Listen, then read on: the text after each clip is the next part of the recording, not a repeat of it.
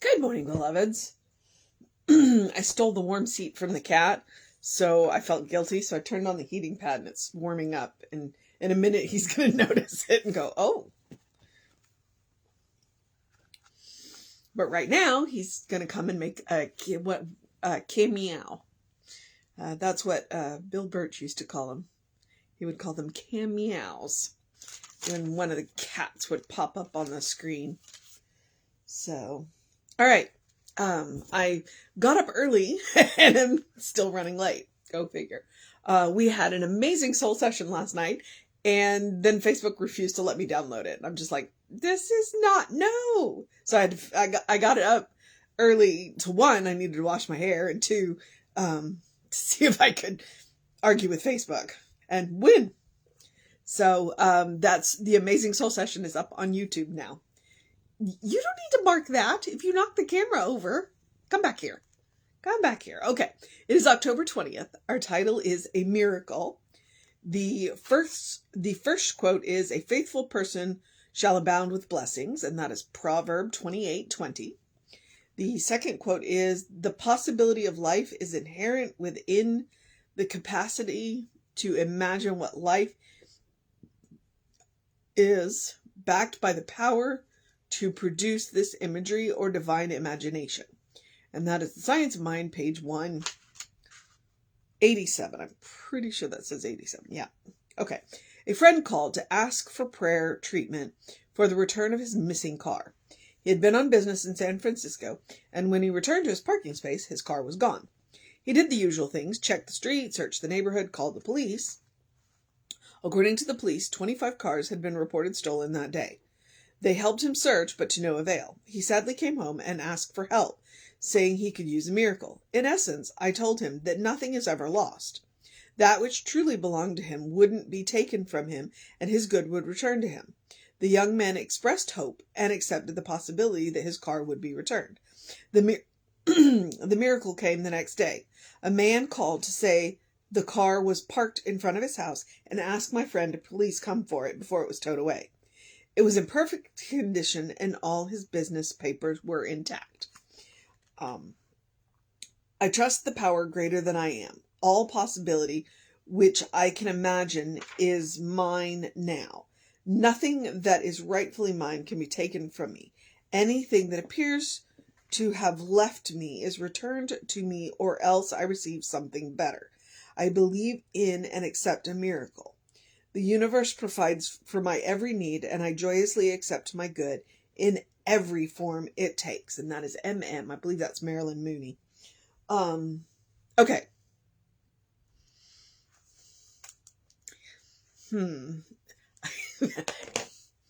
Okay. I'm going to have to think about this one for a minute. So I'm going to do a little bit of thinking out loud.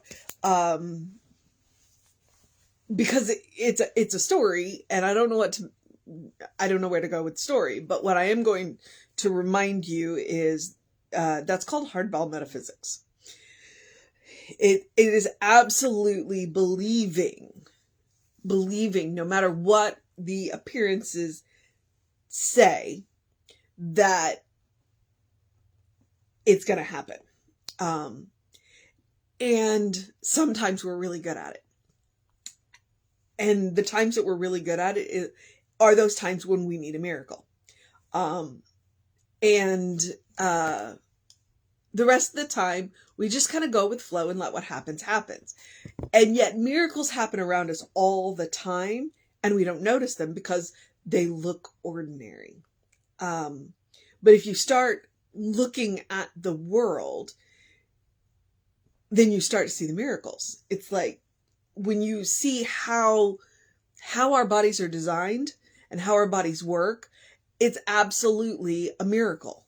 And so then when you start to look around at the miracles around you, then that preps you for the bigger miracles, i.e., the car being misplaced and it turning up, and there's also that belief in if it's mine, it can't really be taken from me.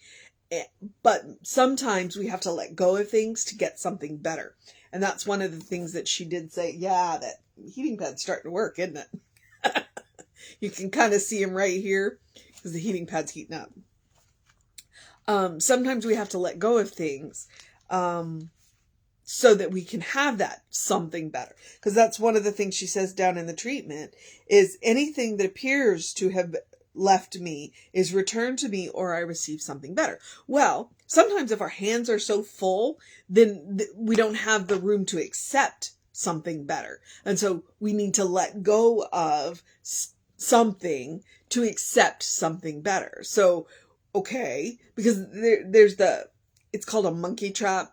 And basically they hollow out a coconut and they put a hole in it just big enough that a monkey can get his open hand in, and then they put something the monkey really wants in it. But once he's got it in his hand, he can't get his hand out. And sometimes that's the way we live our lives. It's like we're holding on to too much, and we need to let something go so that we can get something better. We've got to make room in our lives for something better. And so sometimes when things leave, that's what they're doing, is they are making room in our lives for something better. And I'm caught by the two quotes, a faithful person shall abound with blessings, and a faithful person also shares their blessing. And when you share that blessing, you are making room for new blessings to come in. Okay. And then the second one, the possibility of life is inherent within the capacity to imagine what life is. Okay. So the possibility of life is inherent within our capacity to imagine it. And what are we imagining it with? Backed by the power to produce this imagery or the divine imagination. So sometimes we cannot imagine big enough. And so that's where we can go to somebody else and say, hey, this is what I'm working on. Which is why frequently practitioners will end the treatment with this or something better. Because we understand that divine imagination is bigger than we are. And so when we are willing to imagine with the divine imagination, then we'll get something beyond. Now, sometimes we get exactly what we want, because exactly what we want is exactly what it is that we need. And sometimes if we're willing to stretch up a little bit, we get something bigger. We get something better. We get something more. And sometimes something more looks like more work. And then it turns out that while it may be more work, the rewards are greater and it's worth the extra effort. And so, holding out for a miracle is a good thing. It doesn't mean we can't take little sips along the way. Okay. So, this or something better. This or something better. And it has all of the things. He came home and asked for help. He did all of the things he was supposed to do. He talked to the authorities that he was supposed to do. And then he came home and said, hey, you're plugged into the divine. Help me. Help me. Asking for help is a good thing. Asking for help is, we're a community. We are one whole organism. When one of us suffers, all of us suffer. So asking for help is a good thing. And it's a miracle on both sides.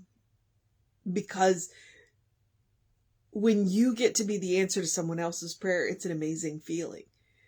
Why not grant that feeling to somebody else? If somebody's got something that they can help you with, give them the opportunity to do that. To be both the giver and the receiver is divine. I know that we were brought up with the idea of to give is divine, to give is to be blessed, but to be a receiver, that's also blessed. So we need to let go of that and move forward. Okay. So the mission today, should we choose to accept it? I think that's it. It is to be willing to ask for help. in anything and everything. You know, if there's something going on where you could live a little, where you could use a little assistance or a lot of assistance, be willing to lean into that. You know, be willing to open your hand and receive. That's the mission. All right. And then the second thing, it's the same thing that I always recommend, which is the spiritual practice of doing something loving for yourself, doing something kind for yourself, doing something compassionate for yourself. Whatever that looks like, doesn't matter, big, small. The point is to practice on yourself. You are the best candidate to practice love, kindness, and compassion. And I suggest it because I want you to, 1, it is about self-care. 2, it is about creating a habit. 3, it is about creating a first response, a default setting, as it were. And 4, here's where I could go D. It is about making sure that you are taking time out to enjoy your life. God wants us to be happy. So we need to make sure that we are taking time out to enjoy our lives, and practicing loving, kind, compassionate things on ourselves can do that. So it can look like taking a nap. It can look like taking a deep breath. It can look like taking a walk. But it can also look like enjoying a fabulous dessert, or an amazing meal, or spending time with friends, or asking for help, since that is kind of the theme. It can be counting up the miracles that are our lives. And that is looking for the good and praising it, which you'll hear again, because that's directly from Emma. So, all right. So practice on yourself. Enjoy your life. And that means that when you meet people who need a little extra, you have a bank to share. You have a bank of love, of kindness, of compassion to share with people when you meet them. So, the other things are the usual. Do something to engage your mind and your body. Drink plenty of water. Hydration is super important. Get that early in your day bright light. That resets those circadian rhythms. It is science. You will have more energy during the day and sleep better at night. And in the words of Ernest Holmes, open the windows of your soul. Allow the breath of heaven to remind you, you do live in heaven right here, right now. It is all around us all the time. And that's where we can take Emma's advice and look for the good and praise it. Because heaven is a state of mind. It is a state of consciousness. And as PJ said in the soul session last night, it takes a shift in consciousness. So we can make all the laws and all the rules and all of that we want, but until we have that shift in consciousness. So you want to see heaven? Look for the good. Look for the miracles. And perform the miracles. When you get to answer somebody else's prayer, you get to perform a miracle. And when you let somebody else answer your prayer, again, you've performed a miracle. All right. So there's a lot of ways to go with that. Okay. So social media, we are Creative Life Spiritual Center, Creative Life Spark on the social medias.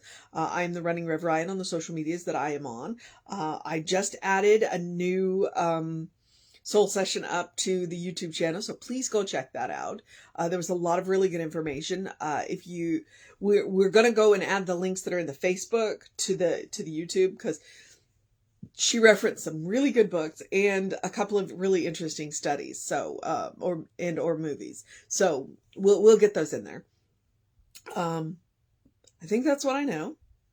So if you want to know what's going on with the center, because I don't always know everything, then email info@creativelife.org. That will get you on the constant contact. The hot links are hot. There is a show coming up. There are always book studies going on, and our book studies are fabulous because you can come and go as your schedule dictates. There are classes happening. So, check them all out. Check them all out. And that's what I know. So I'm going to encourage you to have a great day, a wondrous day, a fantastic day, a magical day, a miracle day, an amazing day, a good day. And if that is too much pressure, simply have a day, because you are enough just as you are. You are a beloved child of God in whom God is well pleased and well represented always. That is a state of grace. And that state of grace is a miracle. All right? So, take care of yourself.